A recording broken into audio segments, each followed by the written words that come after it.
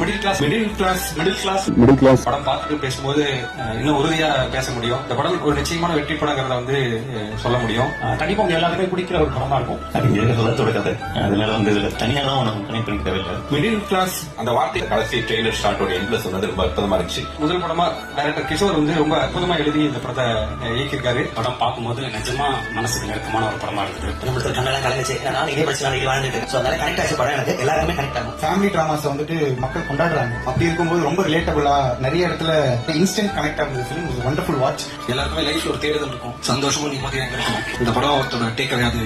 ஒரு கலைஞனுக்கு ஏழைகளை பற்றி அல்லது முன்னேறும் வர்க்கத்தை பற்றி அக்கறை இருக்கணும். அது வந்து கிஷோர் இருக்கு. ரொம்ப அருமையா நிறைய பண்ணியிருந்தாரு. நமக்கு படம் பார்க்க நமக்கு அடுத்து என்ன வரும் என்ன முடிவு எடுப்பாப்ல அப்படின்னு நமக்கு தோணிட்டே இருந்துச்சு. மிடில் கிளாஸ்னு எந்த அர்த்தத்துல பேர் வச்சாங்களோ, பட் இந்த படம் நாளையில இருந்து அது ஒரு பெரிய கிளாஸான ஒரு படமா தான் மாறப்போகுது. சிம்பிளான ஒரு விஷயங்களை காமிச்சு பெரிய பிலாசபிலாம் பேசுறாரு. மிடில் கிளாஸ்ல தான் வந்து அவங்க அடுத்த நிமிஷத்துக்காகவே வாழ்ந்துட்டு இருக்காங்க. இந்த நிமிஷத்தை விட்டுட்டு அந்த லைஃப் நம்ம ஸ்கிரீன்ல பார்க்க போகும்போது நிச்சயமா சுவாரஸ்யமா இருக்கும் நான் பிலீவ் பண்றேன். ராதாரவி சாரோட பிளாக் வந்து வந்ததுக்கு அப்புறம் படம் இன்னொரு கலருக்கு மாறிச்சு. அதுவும் ரொம்ப நல்லா இருந்தது. So technically well made. எல்லாருமே அந்த கொடுத்த பட்ஜெட்ல எல்லாருமே அவங்களோட ஒர்க்கை ரொம்ப சூப்பரா பண்ணியிருந்தாங்க. ரொம்ப நல்ல படம் கொடுத்துருக்கீங்க. பொதுவாக ஒரு படம் வந்து முடியும் போது அறம் இருக்கணும், அறத்தோட முடியணும். அந்த அறம் வந்து இந்த படத்துல இருக்கு. கஷ்டத்தை பத்தி காட்டுற ஒரு படம் கிடையாது இது.